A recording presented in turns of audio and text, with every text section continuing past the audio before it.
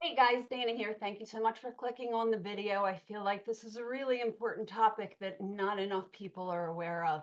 And it involves the risks to you and your family should you find yourself in a disaster zone. And I'm going to make some connections. And I've seen other people mention it in passing, but not really putting the pieces together.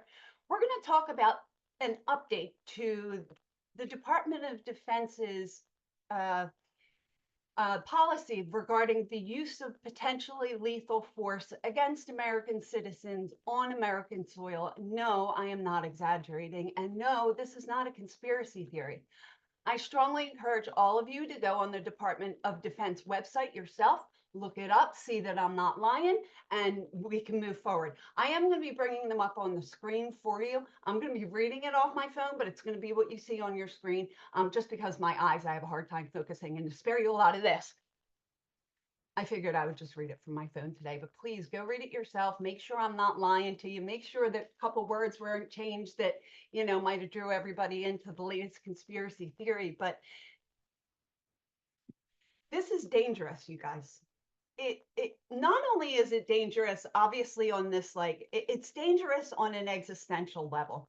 And I think anybody that would click on a video like this certainly is more aware of it than your normie, people out there.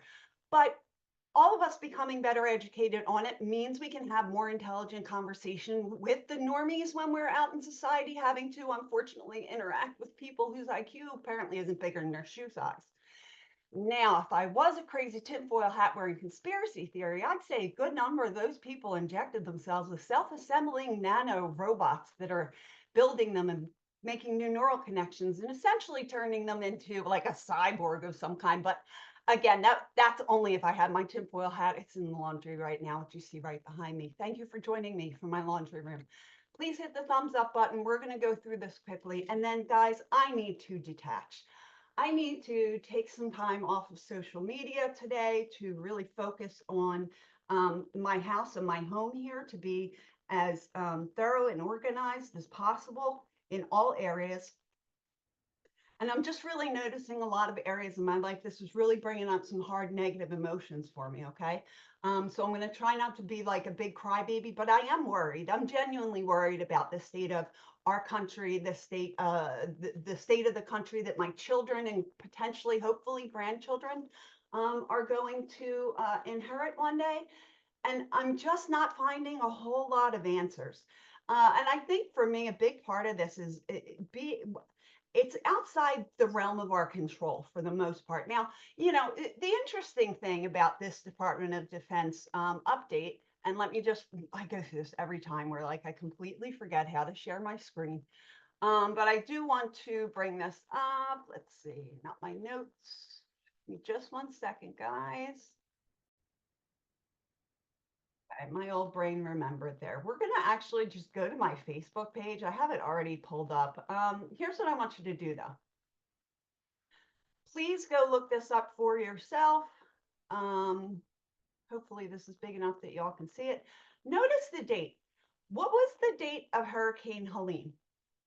And then look at the date of this and tell me what you notice. Okay, so yes, they did release this directly after Hurricane Helene hit North Carolina. And what is this about? This is just a directive. This looks like a fucking memo. It can't even be that important, right? It's just the Department of Defense intelligence and intelligence related activities and defense intelligent component assistance to law enforcement agencies and other civil authorities. The and other civil authorities is where we need to be concerned. People are rightfully freaking out about this because of how dangerous it is. Other civil authorities, like, I don't know, health department, maybe not just like your local sheriff. Maybe it's your city or state health department. Maybe it's well, maybe there's hopefully a hate crimes division of the civil authorities. Maybe they could be of assistance to them. Could they be of assistance to license and inspection because your city says that you can't build an apartment on your third floor and you do, and you kind of ignore their warnings and blow them off in court? I mean, in a case like that, could we have the military assisting other civil authorities with a known potential for lethality? Look at how dangerous this language is. And excuse me again, I'm getting heated.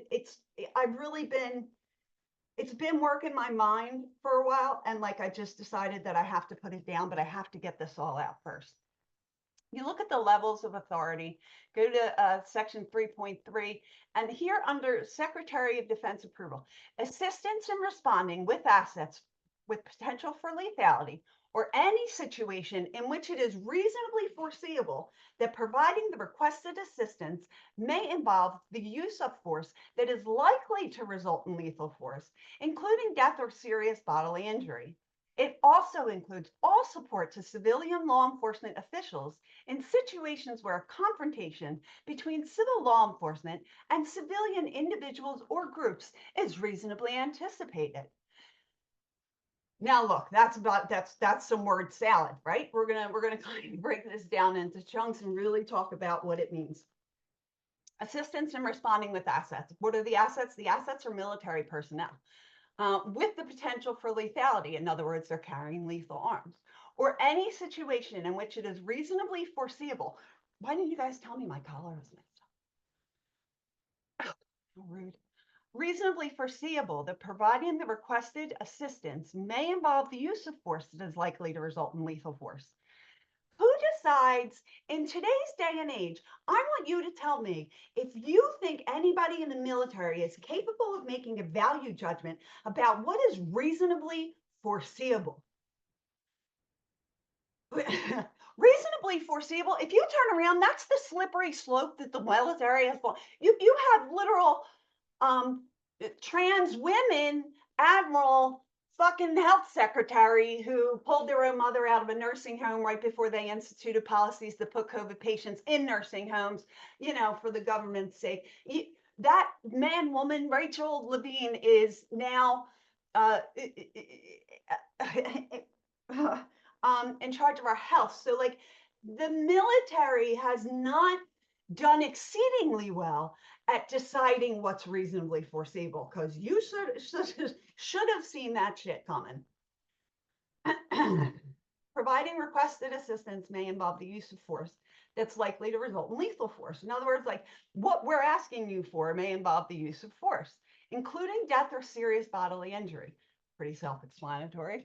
It also includes all support to civilian law enforcement officials. Here, this is the part that throws me, guys. In situations where a confrontation between civilian law enforcement and civilian individuals or groups is reasonably anticipated. That last sentence, if it did not send a chill down your spine, you're not paying attention. It also includes all support to civilian law enforcement officials, meaning that they were willing to send well-armed military members to assist your police officers and sheriff's office deputies, things like that. In situations where a confrontation between those law enforcement officers and civilian individuals is reasonably anticipated. In other words, we're sending you there because we expect armed resistance, and we plan to essentially outarm them, which is all any gun law ever does. Outarm them in situations where a confrontation like two men, bumping their chest and doing that, like, yeah, well, I'm gonna kill you, you better back down. Like, that's a confrontation, right? A confrontation between law enforcement officials and the civilians. It's American citizens. Like, the word civilian needs to be replaced with American citizens. So it also includes all support to law enforcement.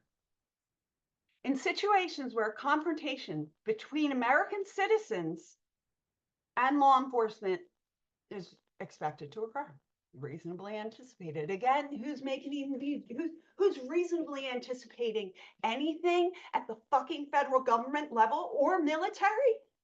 Okay. But what really throws me, guys, what really scares me post 2020 is this idea of other civil authorities. I mean, again, like, I want to know, are we talking about health departments? Are we talking about child protective services? Are we talking about license and inspections? Are we talking about like this idea that the military is going to decide if they can come to American soil, anticipating lethal confrontations with American citizens? That's what this is. That's what this says. That's what this says. And for people to just be willfully blind to it because they're just afraid to accept the reality of what a shit show we've been born into, it infuriates me, because why don't people know about this? Your news and entertainment are not giving it to you on purpose. They want you to remain willfully ignorant for the rest of your very shortened lifespan. 75% of people, 85% in more socialist countries, injected themselves. Nobody knows what was in it. Nobody knows how many different batches or variations, or this has this technology and that has this technology. What people are so blind to the fact that they are being propagandized 24/7 from in media and entertainment and advertising, and this false fucking corny patriotic go America, best country going. They're just much nicer about it, and only because we have so much. Believe me, if we were in a poorer country, these vultures, they would have had us all taken out by now. But America has been the tax base, the land of abundance, through which these New World Order, WEF sycophants drain our tax money over bankers' wars. What, for people to just not see it and to think that Kamala Harris or Trump is the answer to this. Neither one of them are. Nobody is. The only thing that's going to happen is the American citizens as a whole at once need to stand up and decry how fucking wrong this is. And whether we tell one person or we scream at a camera when your kids have finally left the house and you can, we need to start talking about this. We need to have these conversations with people. We need to make it important. We need to get past our own self-conscious, oh, they're going to think I'm corny. Oh, they're going to think I'm this, and get to a point where we're like, dude, we're fucked. Like, y'all are talking about Kamala and Trump like it fucking matters. Have you been here? Do you really think it matters? Do you think that if Trump rightfully wins that election, that they won't A, steal it, or B, just start a civil war, with those military members who have now essentially been committed to going to armed conflicts on military soil with American citizens? Oh, I'm so pissed, you guys. I don't know what to do with myself. And it's taking a toll. And I'm not sure what, if anything, we can do, because guess what? Hurricane Helene, there are already military members in that area for the purpose of protecting FEMA, a civilian agency, because the people are so pissed. They already have the authority. I was just following orders of it all to kill you and your family. They don't care about you at all. And the more entangled you are in the matrix, the more dangerous and precarious your position is. And this is no longer blue versus red, Kamala, Trump, any of that. This is really about an existential threat to our very way of life. And we need to be willing to pull the curtain off of people's eyes so that they can see this too. Because this shit is dangerous. This shit is real fucking dangerous. If you got through this video without smoking a cigarette, you're a strong person than I am, because I can't wait to go outside. That's another habit. Again, now, like, look, so I rant and rave about all this shit, but I'm going to go smoke a cigarette. How much for cigarettes? Add that up over a year. It's just another way that they tax us by making life so fucking unbearable that we're desperate for an escape. I don't know what to do with any of this, you guys. I don't have any answers, and I'm not holding it together well. What am I going to give somebody advice on?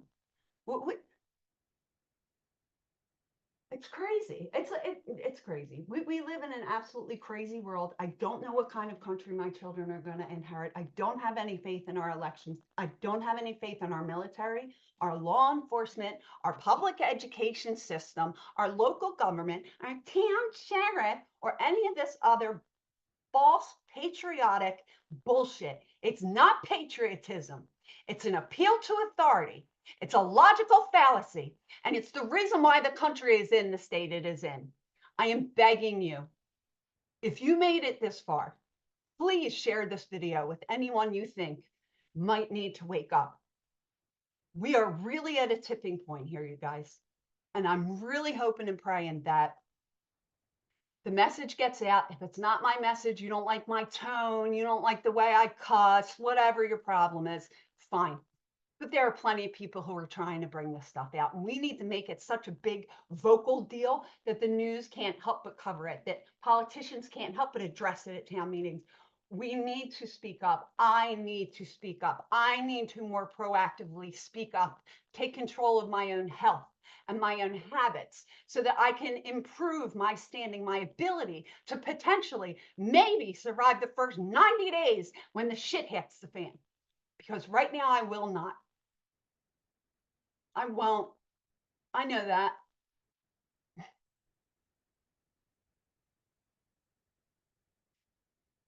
Like I said, the more entangled you are, the more precarious your position. I truly hope this finds you well. I hope that something I said here just helps you realize one thing you might need to address in your own life or your own philosophy or way of looking at the world. But the days of appealing to these false authorities, these government figures, and our military is fucking over. You are 100% on your own. Act accordingly. Thanks for tuning in.